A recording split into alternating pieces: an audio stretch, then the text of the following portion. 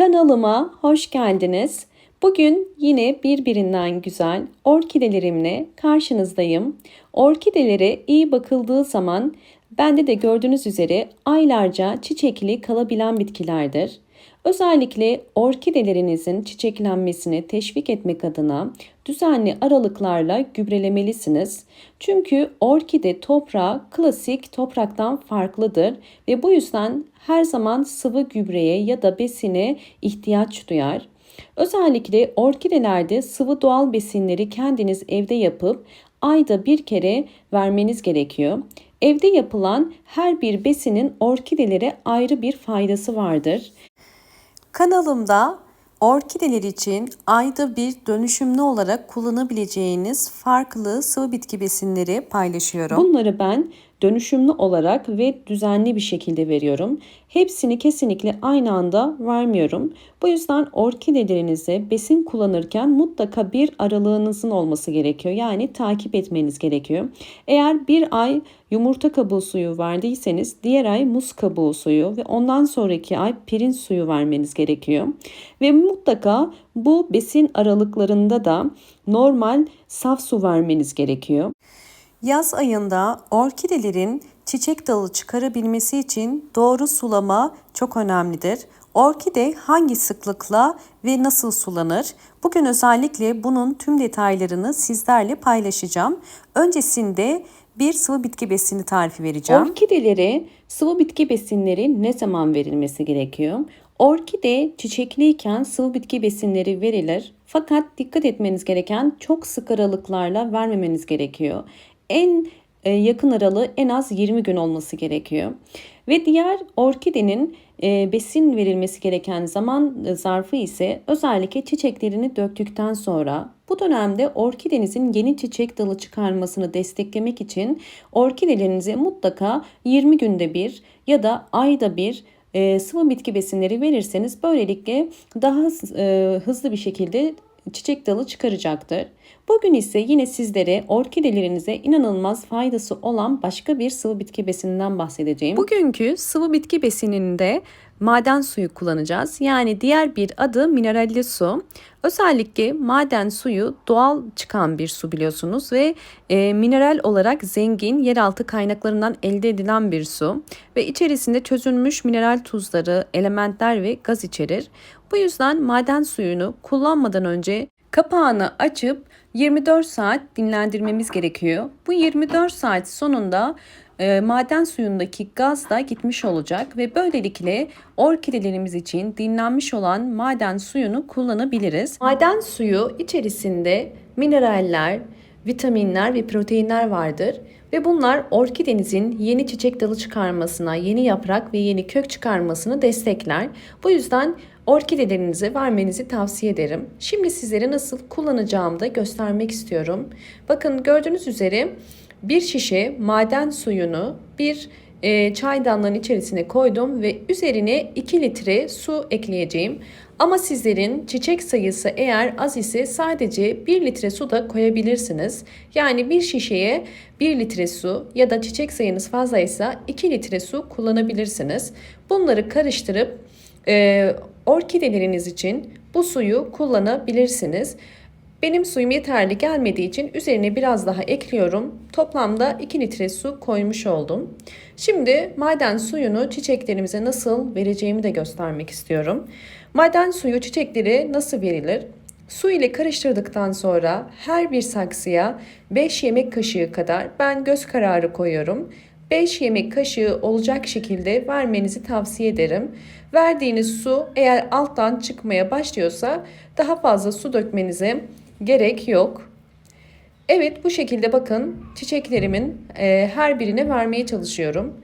Peki maden suyunu hangi sık aralıklarla vermek gerekiyor? Maden suyunu bu şekilde kullanırsanız eğer 2 ayda bir vermenizde bir sakınca yoktur. Maden suyunu orkidelere vermemizdeki amaç toprağın kimyasal dengesini düzenlemesi. Çünkü maden suyu toprağın kimyasal dengesini düzenler ve toprak karışımında eksik olan vitaminleri ve mineral eksikliğini dengelemiş olur. Maden suyundaki mineraller orkidelerin genel gelişimini desteklemiş oluyor. Eğer maden suyunu çok sık, düzensiz ve yanlış kullanırsanız toprakta fazla mineral birikmesine sebep olur. Fazla mineralde barındıran toprak maalesef yapısı dengesizleşir ve bazı hastalıklara yol açabilir. Bu yüzden vermiş olduğunuz sıvı bitki besinlerini kesinlikle anlattığım şekilde uygulamaya çalışın. Çok sık vermeyin. Zaten yaz aylarında çok sık verilen ve çok uzun süre bekletilen sıvı bitki besinleri maalesef bir takım sineklenme ya da böceklenmeye sebep olabilir.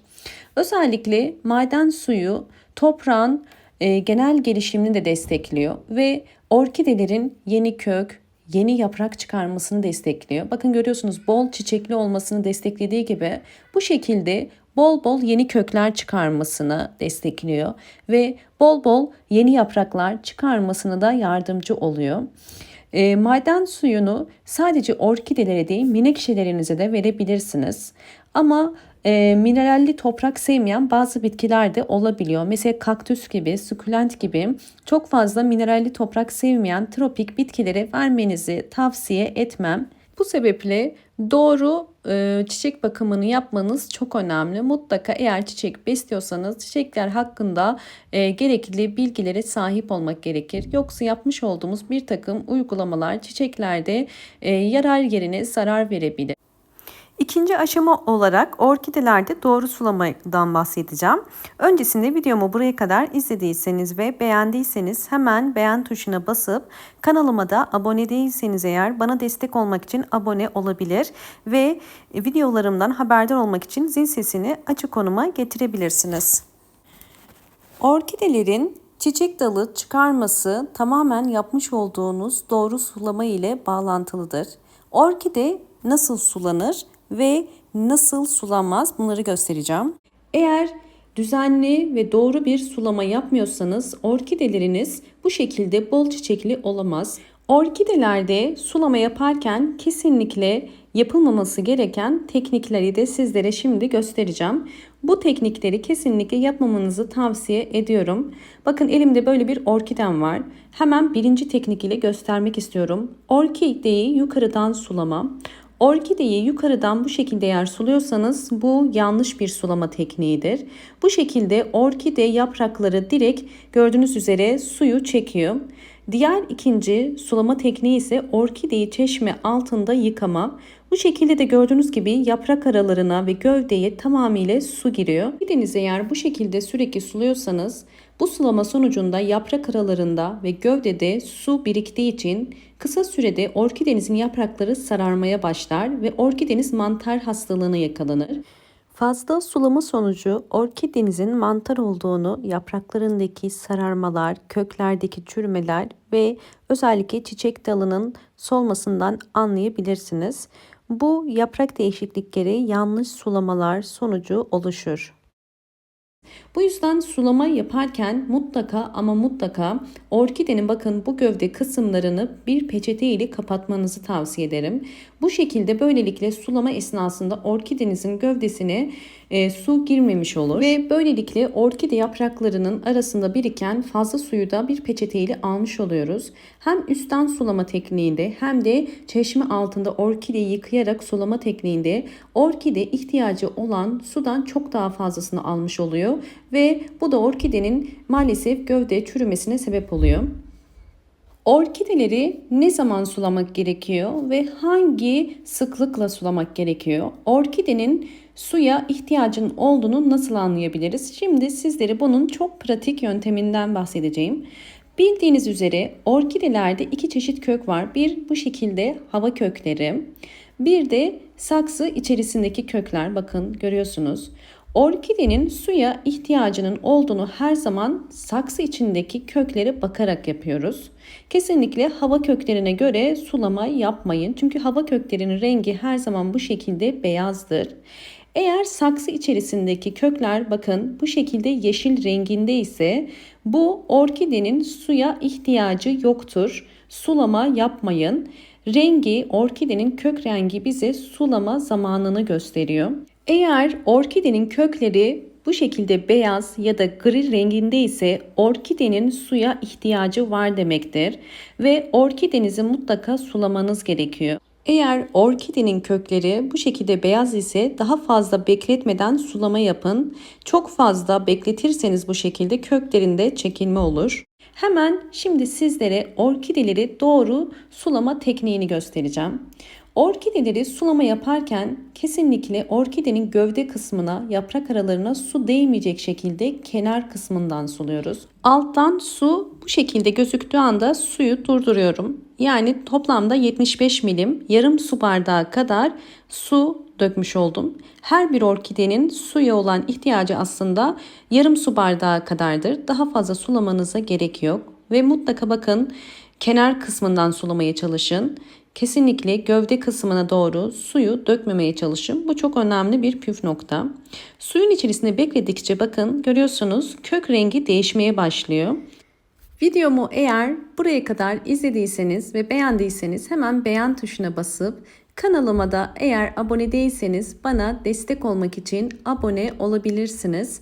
Bakın gördüğünüz üzere orkidenin kökleri suyun içerisine kaldıkça artık kökler yavaş yavaş tamamen beyaza dönmüş oluyor. Bu şekilde bütün kökler sulanmış oldu.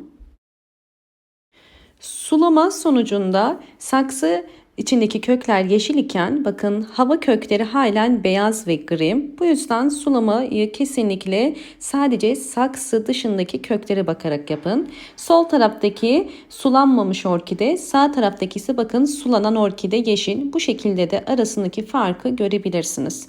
Şimdi sizlere ikinci orkide sulama tekniğinden bahsetmek istiyorum. Bu sulama tekniği daldırma yöntemiyle bir sulama. Burada da yine dikkat etmemiz gereken püf noktalar. Ben bu yöntemi çok fazla kullanmıyorum. Bu şekilde sulamada orkideyi bir kase dolusu suyun içerisine oturtuyoruz. Bakın kökleri beyaz ve şu anda artık suya ihtiyacın olduğunu gösteriyor ve kasenin içerisine oturttum. Eğer orkidelerinizi bu şekilde sulama yapıyorsanız en fazla 10 dakika bu suyun içerisinde kalması gerekiyor. Eğer 10 dakikadan daha fazla 1 saat ya da akşama kadar kalırsa orkide ihtiyacı olandan çok daha fazla su almış olacak. Ve bu da orkidenin toprağında çok fazla ıslaklık olduğu için hemen hızlı bir şekilde köklerin çürümesine sebep olacaktır. Bu yüzden 10 dakika beklettikten sonra mutlaka orkidenizi bu şekilde çıkararak bakın alt tabağına koyun ve böylelikle fazla biriken suyu da dökmüş olursunuz. Orkidelerinizi sulama yaptıktan sonra mutlaka bol ışık alan bir pencere kenarına koyun ve özellikle pencereyi de bir yarım saatliğine yukarıdan açarak orkidelerinizi havalandırın. Bu da yine önemli bir püf nokta.